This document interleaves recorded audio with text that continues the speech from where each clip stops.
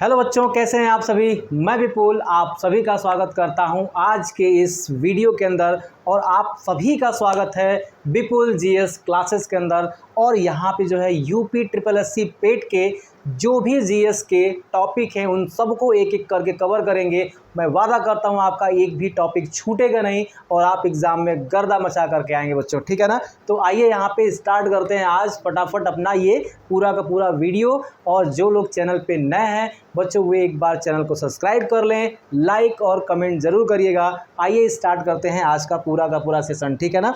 चलिए अब जो है हम स्टार्ट करने जा रहे हैं हड़प्पा सभ्यता के बारे में। एक ऐसी सभ्यता को पढ़ने जा रहे हैं बच्चों जो कह सकते हैं कि आज से लगभग 4500 वर्ष पहले की बात है। और उस समय एक नगरीय सभ्यता हुआ करती थी। ज़रा आप ये सोच के बताइए, आज से 4500 वर्ष पहले एक ऐसी सभ्यता थी जो वास्तव में एक विकसित सभ्यता थी, जो एक नगरीय सभ्यता थी। और आप कह सकते हैं कि इस प्रकार की सभ्यताएं हमें आज के ज़माने में देखने को मिलती हैं। वो हमारे यहाँ जो है लगभग 4500 ईसा पूर्व में हुआ था। सच्चो बच्चों यहाँ ज़रा ध्यान दीजिएगा, लगभग 4500 वर्ष पहले ऐसी सभ्यता अगर माना जाए तो हड़प्पा काल की जो सभ्यताओं के बारे में अगर हमने चर्चा करेंगे तो कहा जाता है लगभग बच्चों ये 2500 ईसा पूर्व से लेकर के 1750 ईसा पूर्व तक जो है इसका कालखंड होने वाला है हड़प्पा सभ्यता का। याद रखेंगे इसको, 2500 ईसा पूर्व से लेकर के 1750 ईसा पूर्व तक इसका कालखंड रहने वाला है। और थोड़ा सा अगर बात करें हम लोग तो जब हमारा भारत जब अंग्रेज़ों के प्रति गुलाम था तो उस समय आप देखेंगे कि बहुत ज़्यादा मात्रा में जो है खुदाई चल रही थी। और खुदाई के समय जो है उस समय सर जॉन मार्शल, कौन थे बच्चों? सर जॉन मार्शल, आपको नाम याद रखना है। सर जॉन मार्शल जो थे वो उस समय के कह सकते हैं कि खुदाई विभाग के एक अध्यक्ष हुआ करते थे बच्चों, ठीक है। सर जॉन मार्शल, ठीक है ना। सर जॉन मार्शल जो थे वो खुदाई विभाग के क्या थे बेटा? अध्यक्ष थे। और इन्हीं की अध्यक्षता में दो लोगों का नाम आप याद रखेंगे, जिनमें कि आपको पहला नाम याद रखना है दयाराम साहनी बच्चों। क्या है? दयाराम साहनी, ठीक है। दयाराम साहनी के बारे में आप जानकारी हमेशा रखिएगा, क्योंकि माना जाता है कि हड़प्पा सभ्यता की खोज की जो जिम्मेदारी थी इन्हीं दयाराम साहनी की थी बच्चों, ठीक है ना। इन्हीं जो है दयाराम साहनी ने जो है हड़प्पा सभ्यता की खोज की थी। और इन्होंने हड़प्पा सभ्यता की खोज 1921 में की थी। क्योंकि देखिए इससे पहले भी इन सभ्यताओं के बारे में किसी को पता नहीं था। मैं आपको बताना चाहूँगा, जब हमारे यहाँ रेलवे का निर्माण चल रहा था तो जब अंग्रेज़ों ने रेलवे का निर्माण किया तो जो इंजीनियर थे रेलवे के, उन्होंने देखा कि एक ऐसी जगह थी जहाँ से उनको बहुत ज़्यादा मात्रा में ईंटें मिल गए। और वो ईंट को जो है रेलवे की पटरियों के नीचे उसका इस्तेमाल कर लिया। लेकिन उन्होंने वहाँ पे जानने का प्रयास नहीं किया कि ये ईंटें आए कहाँ से। बाद में जब कह सकते हैं कि पूरा तत्व विभाग के जो उस समय कैसे सर्वा थे सर जॉन मार्शल, इनके नेतृत्व में कह सकते हैं कि दयाराम साहनी ने 1921 में सबसे पहला शहर खोजा हड़प्पा। क्या खोजा बच्चों? सबसे पहला शहर जो है हड़प्पा खोजा। याद रखिएगा, हड़प्पा जो था बेटा ये सबसे पहला शहर था खोजे जाने वाला। और आप कह सकते हैं कि हड़प्पा की खोज किसने की थी? तो ये दयाराम साहनी ने किया था 1921 के अंदर। अब ध्यान दीजिएगा, पहले ये सिंधु घाटी सभ्यता के नाम से जाना गया। सिंधु घाटी सभ्यता इसलिए क्योंकि इसकी पूरी की पूरी सभ्यता जो थी वो सिंधु नदी के किनारे पर या फिर कह सकते तटों पे थी। इस वजह से इसको सिंधु घाटी सभ्यता का नाम दिया गया। अब आप देखेंगे यहाँ पे कभी कभी इसको हड़प्पा सभ्यता भी, कभी कभी क्या बहुत सारे लोग इसको हड़प्पा सभ्यता के नाम से ही जानते हैं। इसका मेन कारण ये है कि दयाराम साहनी के द्वारा पूरे सिंधु घाटी सभ्यता का सबसे पहला शहर कौन सा खोजा गया था? हड़प्पा खोजा गया था। और इसी कारण से इसको जो है हड़प्पा सभ्यता के नाम से जानते हैं बच्चों, ठीक है ना। और आप याद रखेंगे ये जो हड़प्पा है ये रावी नदी के तट पे है। कहाँ पे है बाबू? रावी नदी के तट पे है। रावी नदी के तट पे बहुत बार क्वेश्चन पूछा गया है। रावी नदी के तट पर है ये, ठीक है बच्चों। रावी नदी के तट पर है ये, आप याद रखेंगे। अब बात आती है राखल दास बनर्जी की बच्चों, ठीक है ना। आगे बात करेंगे जब हम लोग राखल दास बनर्जी, ठीक है ना, बहुत ही महत्वपूर्ण है राखल दास बनर्जी, ठीक है बच्चों। बनर्जी, ये देखिएगा राखल दास बनर्जी ने मोहनजोदड़ो की खोज की थी बच्चों। कब की थी? मोहनजोदड़ो की खोज 1922 में की, ठीक है बच्चों। राखल दास बनर्जी ने मोहनजोदड़ो की खोज की। मोहनजोदड़ो ठीक है बच्चों, मोहनजोदड़ो का जो खोज है राखलदास बनर्जी के द्वारा 1922 ईस्वी में किया गया था। और याद रखेंगे हड़प्पा सभ्यता के सबसे दो महत्वपूर्ण शहरों में से ये माने जाते हैं बच्चों, मोहनजोदड़ो और हड़प्पा। आप याद रखेंगे मोहनजोदड़ो को मृतकों का टीला भी कहते हैं, ये क्वेश्चन आपसे पूछा जा सकता है। मोहनजोदड़ो को यहाँ पे मृतकों का टीला भी कहते हैं, मृतकों का टीला, याद रखिएगा, मृतकों का टीला भी कहते हैं इस मोहनजोदड़ो को बच्चों, ठीक है ना। तो अभी जो है हम यहाँ पे डिटेल से पढ़ने वाले हैं। पहले ये जो बेसिक चीज़ें हैं वे हमें जानना जरूरी था कि हड़प्पा सभ्यता का जो कालखंड है 2500 ईसा पूर्व से लेकर के 1750 ईसा पूर्व के आसपास का है। और देखेंगे सर जॉन मार्शल के नेतृत्व में दयाराम साहनी ने जो है 1921 के अंदर हड़प्पा की खोज की थी, हड़प्पा नामक पहले शहर की खोज की, जिससे कहा जाता है कि हड़प्पा सभ्यता है बच्चों, ठीक है ना। और यहाँ पे आप देखेंगे कि यहाँ पे राखलदास बनर्जी ने मोहनजोदड़ो की खोज की बच्चों, ठीक है। अब याद रखिएगा जो ये हड़प्पा सभ्यता है, अभी इसके विस्तार की बात करेंगे हम लोग, जरा रुक जाइएगा, अभी हम विस्तार की बात करेंगे। पहले आप थोड़ा ये जानने का प्रयास कीजिए कि जो हड़प्पा सभ्यता है वो किस प्रकार की सभ्यता है। तो यहाँ पे 3 बात याद रखना है, 3 बात कि आद्य ऐतिहासिक, ठीक है बच्चों, आद्य ऐतिहासिक, आद्य ऐतिहासिक सभ्यता है। मतलब आद्य ऐतिहासिक का मतलब क्या होता है, जहाँ पे लिखित साक्ष्य तो मिले हैं पर हमने पढ़ा नहीं है अभी तक, ठीक है ना। लिखित साक्ष्य मिल गए हैं, हमने लिखा हुआ मिला है लेकिन पढ़ नहीं सके हम लोग, ठीक है बच्चों।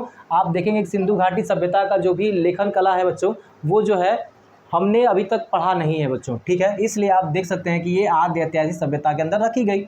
दूसरी की कांस्य युगीन सभ्यता है, क्या है, कांस्य युगीन, कांस्य युगीन सभ्यता है बच्चों। ये कांस्य युगीन सभ्यता क्यों है बच्चों, याद रखिएगा, कांस्य युगीन सभ्यता इसलिए कहा जाता है क्योंकि कांस्य युगीन सभ्यता इसलिए कहा जाता है क्योंकि हमने यहाँ पे सबसे पहले कांसे को बनाया, ठीक है बच्चों।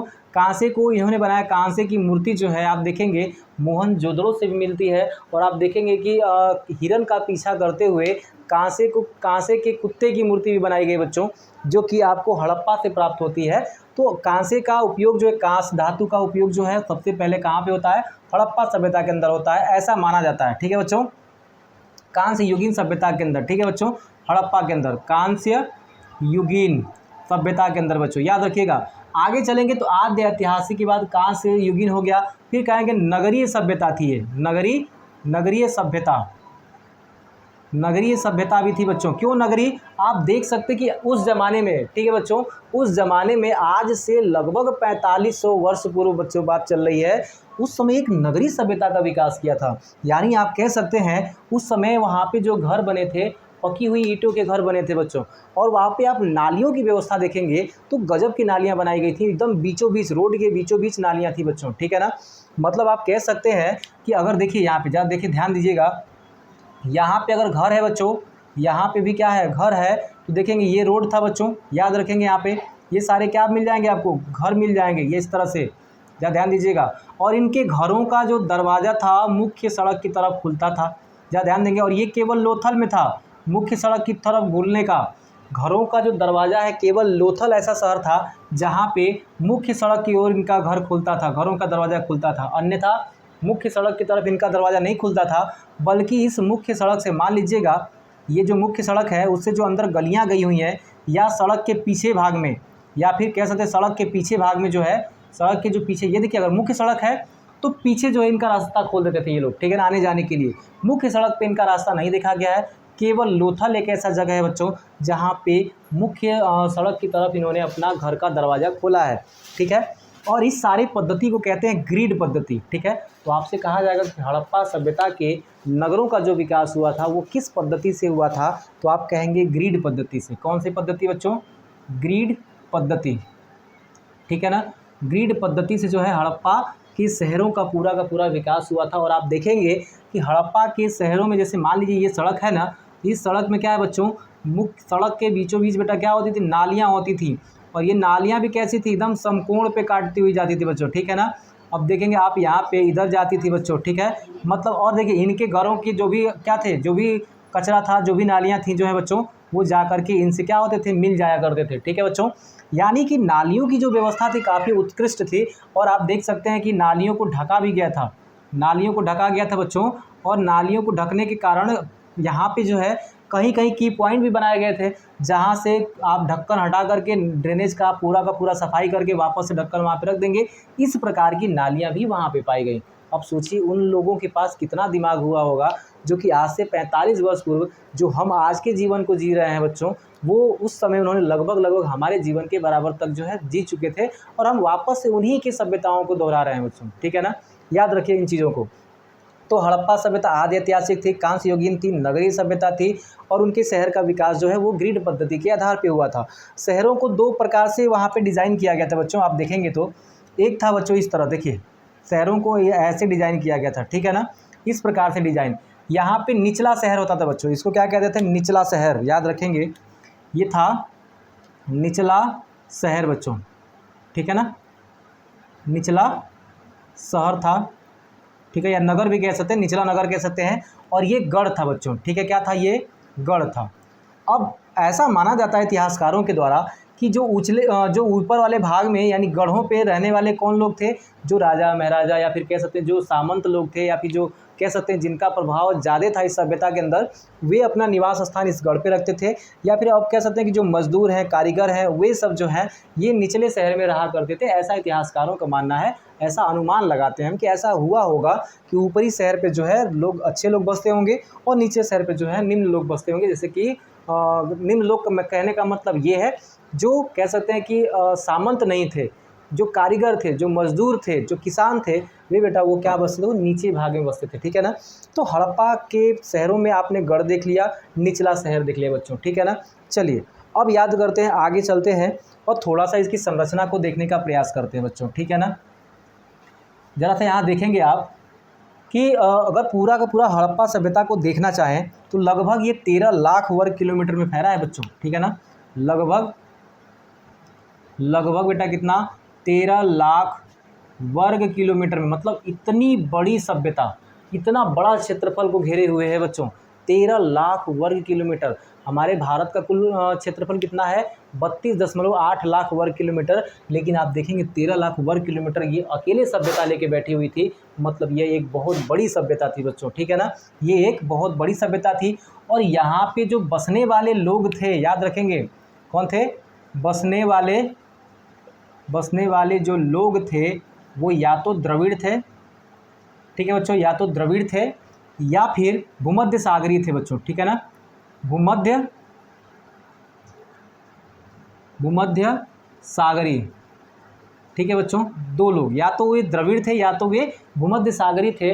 और यहाँ पे बसे हुए लोगों का जो कह सकते हैं कि बसने वाले लोग थे द्रविड़ या भूमध्य सागरीय। ठीक है बच्चों, यहाँ तक कोई दिक्कत नहीं है, कोई भी दिक्कत नहीं होगा बच्चों। चलिए अब जरा देखेंगे यहाँ पे कि हड़प्पा सभ्यता का विस्तार तो हमने देख लिया 13 लाख वर्ग किलोमीटर में है।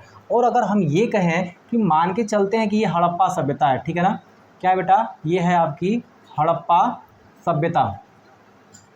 हड़प्पा सभ्यता अगर है बच्चों, तो हड़प्पा सभ्यता में अगर आप देख पाएंगे तो सबसे पूर्वी जो स्थल था हड़प्पा सभ्यता का, सबसे पूर्वी स्थल आलमगीरपुर था।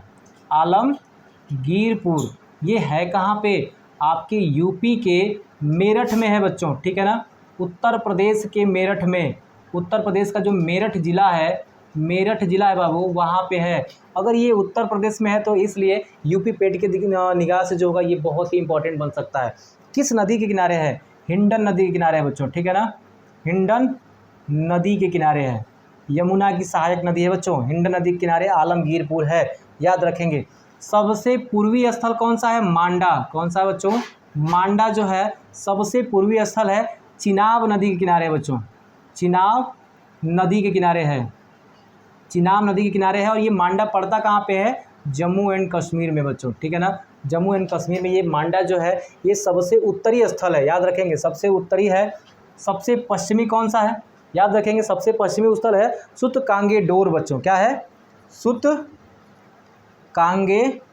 सूतकांगेडोर जो है ये दास्क नदी में है बच्चों। ठीक है ना, दास्क नदी के किनारे है, दास्क नदी के किनारे है सूतकांगेडोर, सबसे पश्चिमी स्थल है इसका, ये याद रखेंगे। ये है कहाँ पे, बलूचिस्तान में है बच्चों। ये कहाँ पे है, बलूचिस्तान। पाकिस्तान प्रांत का जो बलूचिस्तान है, पाकिस्तान देश का जो बलूचिस्तान प्रांत है बच्चों, उसमें सुतकांगे डोर है, दास्क नदी के किनारा हड़प्पा सभ्यता का सबसे पश्चिमी स्थल है। और आप देखेंगे हड़प्पा सभ्यता का सबसे दक्षिणी स्थल कौन सा है? दायमाबाद, दायमाबाद है बच्चों। और ये दायमाबाद कहाँ पे है? महाराष्ट्र में है, महाराष्ट्र। और ये किस नदी किनारे है? गोदावरी नदी किनारे है, गोदावरी नदी के किनारे है, याद रखेंगे इनको, ठीक है ना। गोदावरी नदी किनारे है, यानी कि हड़प्पा सभ्यता का पूर्वी स्थल आलमगीरपुर, हिंडा नदी किनारे, मेरठ के अंदर, ठीक है ना। अब देखेंगे यहाँ पे मांडा जो है चिनाब नदी किनारे है, दायमाबाद गोदावरी महाराष्ट्र में है ये। और आप देखेंगे सबसे पश्चिमी स्थल जो है सुतकांगे डोर बलूचिस्तान में है, और ये दास्क नदी के किनारे है। इसको आप बहुत ही डिटेल से याद रखेंगे, यहाँ पे जो है याद रखना आपके लिए बहुत ही ज़रूरी है बच्चों, ठीक है ना। चलिए एक बार जो है फटाफट इसका स्क्रीनशॉट ले लीजिए, हम लोग आगे चलते हैं, ठीक है बच्चों। एक बार जो है इसका स्क्रीनशॉट ले लीजिए, आगे चलते हैं, देखते हैं आगे का पूरा, ठीक है बच्चों। चलिए अब याद रखिएगा, अब आगे देखेंगे कि हड़प्पा सभ्यता में केवल 6 को ही नगर माने गए हैं बच्चों, ठीक है ना। हड़प्पा सभ्यता के अंदर केवल 6 को ही नगर माने गए हैं, और वो 6 कौन से हैं ज़रा देख लेते हैं यहाँ पे, ठीक है बच्चों। हड़प्पा सभ्यता में केवल 6 को नगर माना गया है, और 6 नगरों में से कौन सा है? एक तो सबसे पहले हड़प्पा ही है, हड़प्पा है, मोहनजोदड़ो है, मोहनजोदड़ो हो जाएगा, गढ़वारी वाला है बच्चों, ठीक है ना, गढ़वारी वाला है, राखीगढ़ी है, राखीगढ़ी है बच्चों, ठीक है ना। फिर से कालीबंगा है, कालीबंगा है। देखिए केवल ये 6 नगर थे बच्चों, केवल 6 नगर बच्चों, ठीक है ना, कालीबंगा। और एक हो जाएगा आपका धौलावीरा, क्या हो जाएगा? धौलावीरा हो जाएगा, याद रखेंगे धौलावीरा। यानी कि केवल 6 को ही नगर माना गया है हड़प्पा सभ्यता के अंदर, क्या है? इन्हीं 6 को जो है बच्चों हड़प्पा सभ्यता का नगर माना गया है। इसके अलावा हड़प्पा सभ्यता में कोई भी नगर नहीं है बच्चों, इस बात को याद रखिएगा, ठीक है ना। इसके अलावा कुछ भी, अभी हम लोग पढ़ेंगे कि हड़प्पा सभ्यता में किन स्थानों पे क्या क्या चीज़ें पाई गई, वो बहुत ज़्यादा इंपॉर्टेंट हो जाती हैं, ठीक है बच्चों, कोई दिक्कत नहीं किसी को भी। चलिए अब यहाँ पे आप देखेंगे कि हड़प्पा के जो निवासी थे बच्चों, वे कांस्य धातु से तो परिचित थे, ठीक है ना। और उसके साथ अगर आप देखेंगे उनकी आर्थिक अवस्थाएँ क्या थी, तो आप देखेंगे वे लोग कृषि करते थे, कृषि के साथ साथ वे व्यापार भी करते थे। जब भी आपसे क्वेश्चन पूछेगा हड़प्पा के लोग क्या करते थे, तो कृषि और व्यापार दोनों करते थे बच्चों, ठीक है ना, इस पे आप याद रखेंगे। दूसरी चीज़, कृषि में ये लोग क्या उपजाते थे, तो गेहूं और जौ, ठीक है बच्चों, गेहूं और जौ जो थी ये मुख्य फसल था उनका। मिठास के लिए बेटा ये लोग शहद का यूज करते थे, मिठास के लिए शहद का यूज करते थे, इस बात को भी आपको देख के चलना है। और इनके तौल की जो इकाई थी, याद रखेंगे, तौल की इकाई क्या थी बच्चों? अगर ये लोग माप तौल करते थे ना, तो जो तौल की इकाई थी ना, तौल की इकाई बेटा किस में थी? 16 के अनुपात में थी, याद रखेंगे 16 के अनुपात में। कितने के अनुपात में बेटा? 16 के अनुपात में। माप की जो इकाई है बेटा वो 16 के अनुपात में हो जाएगी। गेहूं जौ आदि का ये लोग क्या करते थे? इस्तेमाल करते थे बच्चों, ठीक है ना। कोई दिक्कत कोई परेशानी? फटाफट जो है इन सब का स्क्रीनशॉट लेते चलिए, हम लोग आगे चलते चलेंगे बच्चों, ठीक है ना, कोई दिक्कत है? अब देखिए यहाँ पे आगे चलते हैं। पिग्गट एक कह सकते हैं कि दार्शनिक था बच्चों, पिग्गट एक दार्शनिक था, ठीक है ना। पिग्गट याद रखेंगे, पिग्गट जो है एक दार्शनिक था, और इसने कहा था हड़प्पा और मोहनजोदड़ो के बारे में, ठीक है ना। हड़प्पा और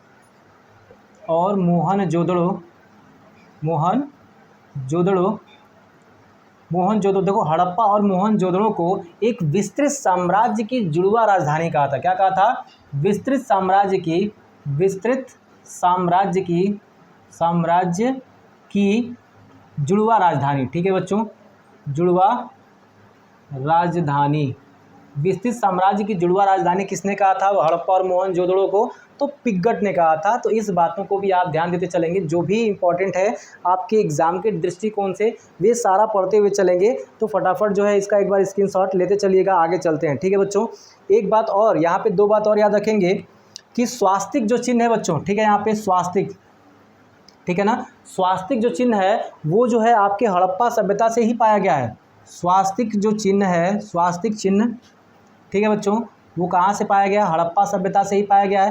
हड़प्पा सभ्यता जो है मात्र सत्तात्मक थी बच्चों, ठीक है ना, मात्र सत्तात्मक, मात्र सत्तात्मक, ठीक है बच्चों, मात्र सत्तात्मक सभ्यता थी, यानी कि कह सकते हैं मात्र देवी की पूजा होती थी। इस वजह से इन्होंने अनुमान लगाया कि ये सभ्यता जो है मात्र सत्तात्मक थी। जैसे कि आप बाहुबली मूवी देखेंगे ना, तो बाहुबली मूवी में कैसी सत्तात्मक थी, वहाँ पे माता जो थी वे सर्वोच्च थी वहाँ पे, इसलिए आप कह सकते हैं बाहुबली मूवी में भी जो सत्ता दिखाई जाती है वो भी मात्र सत्तात्मक ही थी। ठीक है बच्चों, कोई दिक्कत है? चलिए अब यहाँ पे आप एक बार स्क्रीनशॉट ले लीजिए। अब हम ये देखेंगे बच्चों कि क्या क्या चीज़ें किस किस शहरों में पाई गई हैं बच्चों, ठीक है ना, क्या क्या चीज़ें किस किस शहरों में पाई गई हैं, ज़रा ध्यान दीजिएगा। आगे चलते हैं और आगे के सारी चीज़ों को देखने का प्रयास करेंगे यहाँ पे, ठीक है बच्चों। तो सबसे पहले हम लोग हड़प्पा से चलेंगे और हड़प्पा के बारे में देखेंगे बच्चों, ठीक है ना, कि हड़प्पा में क्या क्या चीज़ें पाई गई हैं। ठीक है,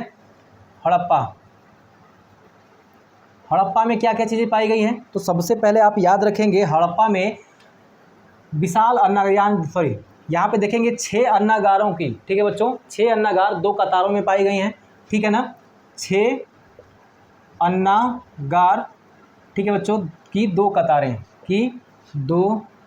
कतारें, देखिए 6 अन्नागार पाई गई हैं 2 लाइनों के अंदर, इसलिए कहते हैं कतारों के अंदर, ठीक है ना, 2 लाइनों के अंदर या कतारों के अंदर 6 अन्नागार पाई गई हैं। ठीक है बच्चों, आप कह सकते हैं कि दर्पण पाया गया है यहाँ पे, ठीक है ना, दर्पण पाया गया है, दर्पण और तुला पाया गया है, दर्पण के अलावा तुला पाया गया है, तुला के अलावा आप कह सकते हैं कि पुरुष धड़ पाया गया बच्चों, लाल बलुआ पत्थर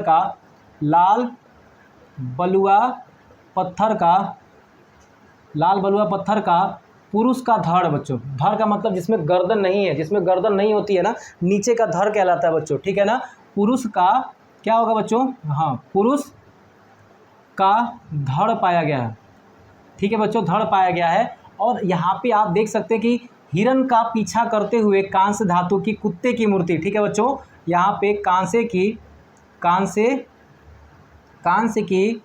कुत्ते की मूर्ति बच्चों, ठीक है ना, कुत्ते की मूर्ति जो है ये पाई गई, आपकी कांस्य धातु कुत्ते की मूर्ति पाई गई, जो कि हिरण का पीछा करते हुए दिखाया गया है।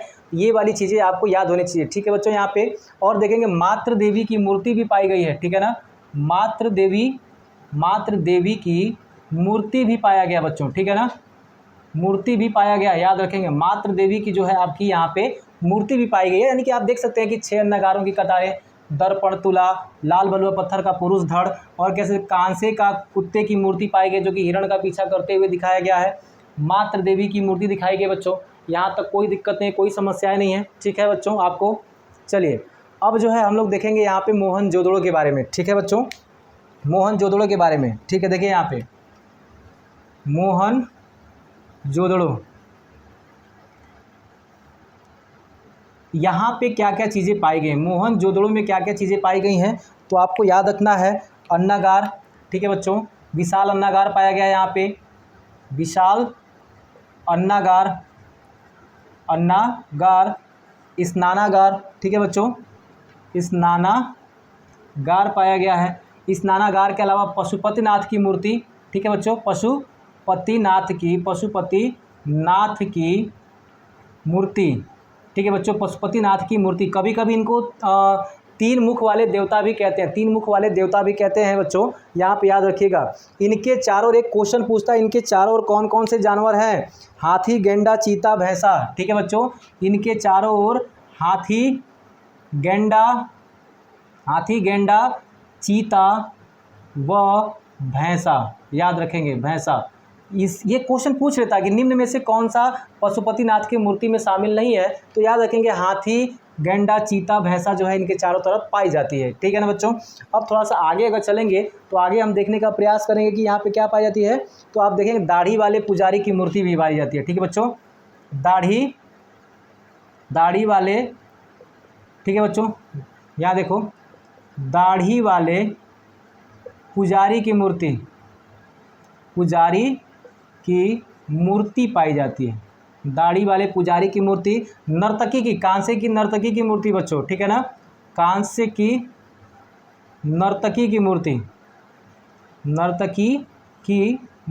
भी पाई जाती है बच्चों, ठीक है ना, कांसे की नर्तकी की मूर्ति पाई जाती है मोहनजोदड़ो के अंदर। तो आप जो है मोहनजोदड़ो से ये चीज़ें याद रखेंगे, हड़प्पा से आप इनको याद रखेंगे, ठीक है ना।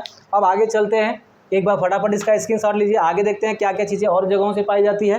तो चलिए ये नीचे जो जगह खाली है बेटा यहाँ पे लिख देता हूँ धौलावीरा के बारे में, ठीक है ना। अगला हम चलते हैं धौलावीरा, ठीक है बच्चों। धौलावीरा के बारे में देखते हैं। तो धौलावीरा में विशाल जलकुंड पाया जाता है बच्चों, विशाल जलकुंड, विशाल जलकुंड पाया जाता है, जलकुंड याद रखें। विशाल जलकुंड जो है आपके धौलावीरा से ही पाया जाता है। और आप देखेंगे स्टेडियम पाया जाता है बेटा यहाँ पे, ठीक है ना। क्या है? स्टेडियम, स्टेडियम में बेटा कहाँ पाया जाता है? आपके यहीं पाया जाता है, यानी कि विशाल जलकुंड, स्टेडियम, ये सारी जो चीज़ें हैं आपको यहीं से मिल जाएंगी, ठीक है ना। कोई दिक्कत है? चलिए फटाफट, विशाल जलकुंड है, स्टेडियम है, और कह सकते हैं बांध आदि वगैरह भी जो है ना, बांध भी जो है यहीं से पाया जाता है बच्चों। तो एक बार फटाफट इसका स्क्रीनशॉट लीजिए, फिर आगे चलते हैं, अगला चीज़ देख लेते हैं एक बार, ठीक है बच्चों। चलिए आगे आते हैं यहाँ पे और देखेंगे लोथल के बारे में कि लोथल जो है क्या चीज़ है। एक बात याद रखिएगा, लोथल और चहुंदड़ों के बारे में दो चीज़ें याद रखेंगे। ये दोनों क्या है बच्चों ना, देखिए ज़रा लोथल, अगर बेटा लोथल के बारे में देखेंगे तो याद रखिएगा लोथल जो सिंधु घाटी सभ्यता का मैनचेस्टर कहा जाता है। मतलब इसको आप याद रखेंगे हड़प्पा सभ्यता का मैनचेस्टर बच्चों, ठीक ना। हड़प्पा सभ्यता का मैनचेस्टर कहते हैं। पाई क्या क्या गई है यहाँ पे, तो आप लिखेंगे यहाँ पे ये जो है आपके हड़प्पा सभ्यता का क्या है बच्चों, तो बंदरगाह है, ठीक है बच्चों, बंदरगाह है, ठीक ना। बंदरगाह के अलावा जो है ये समुद्री व्यापार के लिए बहुत ही महत्वपूर्ण है, समुद्री व्यापार के लिए बेटा जो है बहुत ही महत्वपूर्ण है। और भी चीज़ें आप यहाँ पे देख सकते हैं कि गोदीवाड़ा पाया जाता है, धान की भूसी पाई जाती है, अग्नि वेदिकाएँ पाई जाती हैं, ठीक है ना। गोदीवाड़ा धान की भूसी, गोदीवाड़ा धान की भूसी और अग्नि वेदिकाओं के अलावा बच्चों यहाँ पे क्या पाई जाती है, तो आप देख सकते हैं कि 45 अंश, 90 अंश व 180 अंश के कोण के क्या है बेटा, औजार पाए जाते हैं, कोण के यंत्र पाए जाते हैं, यंत्र भी पाए जाते हैं यहाँ पे। याद रखेंगे इन सारी चीज़ों को। लोथल हो गया, आगे चलते हैं बेटा यहाँ पे, ठीक है ना। अगला देख लेते हैं यहाँ पे फटाफट। याद रखेंगे यहाँ पे जहाज़ बनाने की कारखाने को भी पाया गया है। आप ये भी देख सकते, टेराकोटा की मूर्तियाँ भी बहुत सारी मिली हैं बच्चों। आगे चलते हैं यहाँ पे, ठीक है। चलिए चूँकि जितने भी आपको मैं ये पूरा का पूरा सीरीज़ जो है ना यूपी पेड को टारगेट करते हुए लेके चल रहा हूँ बच्चों, बहुत सारी चीज़ें, लेकिन आप यूपी पेड को टारगेट लेके चलेंगे। राखी गढ़ी बच्चों, राखी गढ़ी कहाँ पे है? हरियाणा के अंदर है बच्चों ये, ठीक है ना। हरियाणा के अंदर पड़ता है राखी गढ़ी, याद रखेंगे, पूछ लेता है कभी कहाँ पे है ये, हरियाणा के अंदर। हरियाणा के अंदर क्या है बेटा, राखी गढ़ी है। और ये जो है सिंधु घाटी सभ्यता का सबसे बड़ा स्थल है, ठीक है ना। इस सभ्यता का सबसे बड़ा स्थल